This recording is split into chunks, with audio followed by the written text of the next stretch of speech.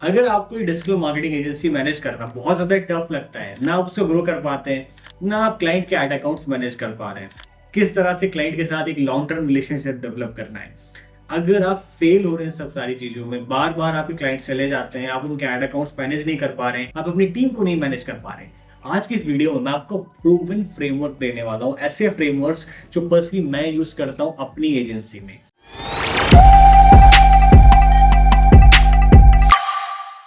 चलिए स्टार्ट करते हैं। सबसे पहले क्लाइंट के एड अकाउंट्स कैसे मैनेज किए जाते हैं। बहुत टफ काम है। अगर आप भूल गए किसी क्लाइंट के एड अकाउंट को, आपने नहीं प्रॉपर चेक किया, उसका क्या रिस्पॉन्स आ रहा है, उसके पैसे बर्न हो सकते हैं, तो एक बहुत बड़ी जिम्मेदारी है जिसको आपको प्रॉपर मैनेज करना है। पर हम बहुत सिंपल और आसान तरीके से मैनेज करते हैं। हमने सिंपली दो गूगल शीट बना रखी है। एक गूगल शीट है for Facebook ad account management और दूसरी Google ads ad account.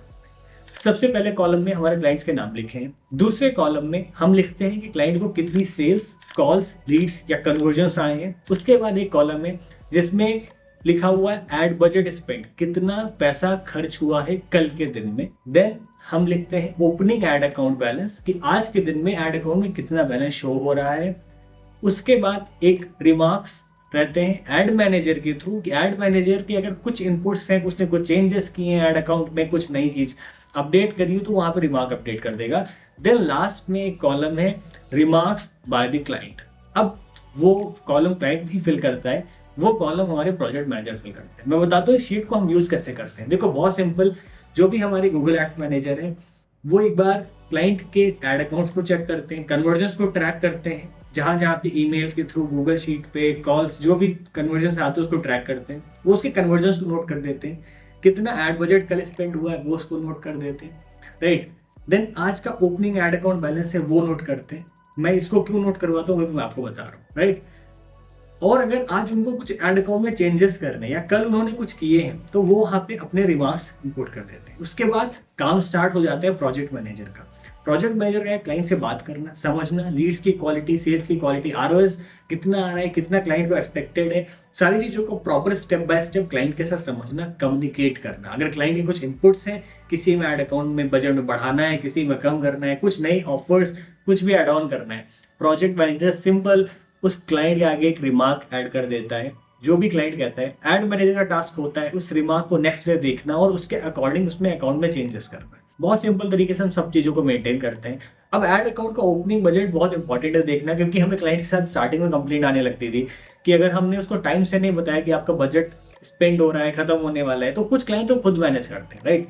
Most of the time clients खुद मैनेज करते हैं, बट कुछ क्लाइंट्स होते हैं जो कहते हैं कि आपको हमें रिमाइंड कर देना चाहिए था, आपको बता देना चाहिए था। और हमको भी लगता है एड अकाउंट में अगर बैलेंस रहता है प्रॉपर तो एड्स अच्छे से परफॉर्म करते हैं, राइट। वो एड्स प्रॉपर चलते हैं, प्रॉपर रिस्पॉन्स आता है। तो अगर किसी एड अकाउंट बैलेंस खत्म होने वाला है तो हमारे प्रोजेक्ट मैनेजर इमीडिएटली क्लाइंट को इन्फॉर्म कर देते हैं, क्लाइंट के ग्रुप पे या फिर उसको कॉल पे, कि आप प्लीज अपने एड अकाउंट में सफिशिएंट बैलेंस ऐड कर दीजिए, ये एग्जॉस्ट होने वाला है। सेम टास्क होता है फेसबुक एड्स पे। तो इस तरह से हम Google ads, Facebook ads simple Excel sheet, Google sheet के थ्रू मैनेज करते हैं। आप भी इस टास्क को कर सकते हैं। नेक्स्ट पॉइंट पर आते हैं, एक्सपेक्टेशन मैनेजमेंट। मैक्सिमम लोग इसमें फेल हो जाते हैं, क्लाइंट की एक्सपेक्टेशंस पूरी नहीं कर पाते हैं। इवन हम भी क्लाइंट की एक्सपेक्टेशंस सारी नहीं पूरी कर सकते, बट हम डे वन से एक्सपेक्टेशंस और हमारी क्या केपीआईज हैं दोनों को बहुत क्लियर डिफाइन कर रहे हैं। अगर कोई क्लाइंट मुझसे पूछ रहा है, ठीक है आप 3 महीने सोशल मीडिया करिए, मैं देखता हूँ आप सोशल मीडिया से हमारा बिजनेस कितना ग्रो कर लेते हैं, कितना ऑर्गेनिक सोशल मीडिया मार्केटिंग से आप हमें लीड्स ला के दे देते हैं, उसके अकॉर्डिंग हम आपको आगे काम बताएंगे, हम आपको काम दे देंगे। उस पॉइंट पे मैं क्लाइंट को क्लियर कर देता हूँ, ऑर्गेनिक सोशल मीडिया मार्केटिंग से बिजनेस जरूरी नहीं है ग्रो हो जाए, उससे विजिबिलिटी रहेगी, आपकी एक ऑनलाइन प्रेजेंस बनी रहेगी, बट वहां से लीड्स, सेल्स आना बहुत मुश्किल। लीड्स और सेल्स चाहिए तो आप परफॉर्मेंस मार्केटिंग करिए, गूगल एड्स या फेसबुक एड। इस तरह से गूगल या फेसबुक एड में वो कहता है कि 10-15 दिन में रिजल्ट आ जाएगा, तो उसके एक्सपेक्टेशंस हम क्लियर करते हैं। एसईओ में भी सेम चीज है, वेबसाइट में भी सेम चीज है। फर्क इतना है, हम एक्सपेक्टेशंस को डे वन पे क्लियर करते हैं और आप में से बहुत सारे लोग बाद में क्लियर करते हैं पैसा लेने के बाद। उसके बाद आइदर आपको क्लाइंट के अकॉर्डिंग ही काम करना रहता है, चाहे आप चाहो या ना चाहो, या तो आप क्लाइंट के फोन उठाना बंद कर देते हो, क्लाइंट को रिस्पॉन्स नहीं करते हो। इससे आपका जो परसेप्शन है क्लाइंट के माइंड में खराब बनता है, वो आपको कहीं रेफर नहीं करेगा और आपका रिलेशनशिप भी अच्छा नहीं रहता क्लाइंट के साथ। इस तरह से हम एक्सपेक्टेशंस मैनेज करते हैं। सेम तरीके से आप कर सकते हो प्रोजेक्ट के स्टार्टिंग में उसको क्लियर डिफाइन करके, और बहुत अच्छा रहेगा अगर आप उसको एक पेपर पे डॉक्यूमेंटेड पीडीएफ में डिफाइन करते हैं। Effective client management and long term relationship with the client, इसको बिल्ड करना बहुत मुश्किल है, बट बहुत सिंपली किया जा सकता है अगर आप छोटी छोटी चीजें हर दिन कर रहे हो, अपने क्लाइंट के साथ उसको अपडेट शेयर कर रहे हो, सब कुछ बात कर रहे हो, राइट। कैसे करना है मैं बताता हूँ आपको, बहुत आसान काम है, बट अगर आप इसको ध्यान से करते हो, प्लानिंग और स्ट्रैटेजी के साथ करते हो। देखो, क्लाइंट के साथ लॉन्ग टर्म काम करना उतना आसान नहीं है। ये मैं इसलिए बोल रहा हूँ क्योंकि आपको अलग अलग तरह के चैलेंजेस आते रहेंगे। कभी आपके एड अकाउंट परफॉर्म करेंगे, कभी नहीं परफॉर्म करेंगे, तो रिटेन करना मुश्किल है, राइट। बट अगर आप इन स्टेप्स को फॉलो करते हो, जैसे कि अगर आप किसी एड अकाउंट में चेंजेस कर रहे हो, किसी भी प्रॉब्लम को आप अगर फेस कर रहे हो, तो उस क्लाइंट को कम्युनिकेट करना, बताना। हम में से बहुत सारे लोग एड अकाउंट में चेंजेस करते रहते हैं, एसईओ करते रहते हैं, लिंक बनाते रहते हैं, बट हम क्लाइंट को कुछ नहीं बताते हैं। हम ये सोचते हैं कि जब रिस्पॉन्स आएगा तो क्लाइंट को खुद पता चल जाएगा।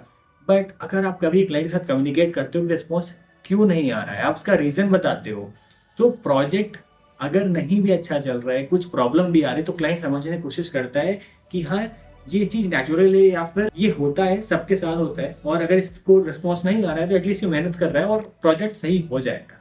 ऐसे बहुत सारे प्रोजेक्ट्स में प्रॉब्लम आई है हमें, बट हमने उस क्लाइंट को समझाया है, कम्युनिकेट किया, और हमने क्लाइंट को एक्सप्लेन किया है, और उस बहुत सारे प्रोजेक्ट्स के साथ हम आज भी काम कर रहे हैं उसमें। एंड लास्ट, अपडेट रहना, अपने एजेंसी को ग्रो करना through new technologies and tools. आज के टाइम जब से चैट जीपीटी आ गया, बहुत सारे टूल्स आ गए, बहुत सारे सीआरएम्स आए।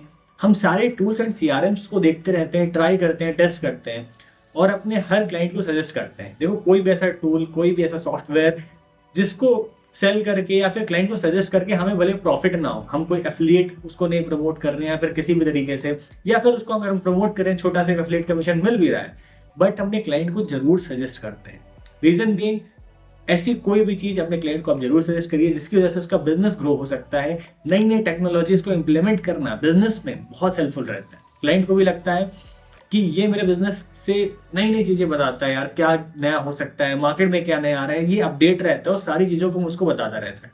इससे क्या होगा, क्लाइंट को पहली बात तो ये क्लियर है कि उसको ज्यादा दिमाग नहीं लगाना है कि कौन कौन सी टेक्नोलॉजी आ रही है, क्या नई चीजें हो रही है। क्लाइंट आप पर डिपेंड होता जाएगा और क्लाइंट आपके साथ लॉन्ग टर्म काम करना चाहेगा। आई होप आपको वीडियो पसंद आई होगी। इस तरह की और भी वीडियोस चाहिए आपको मार्केटिंग एजेंसी को मैनेज करने के लिए, प्लीज नीचे कमेंट करके बताना। Thank you so much.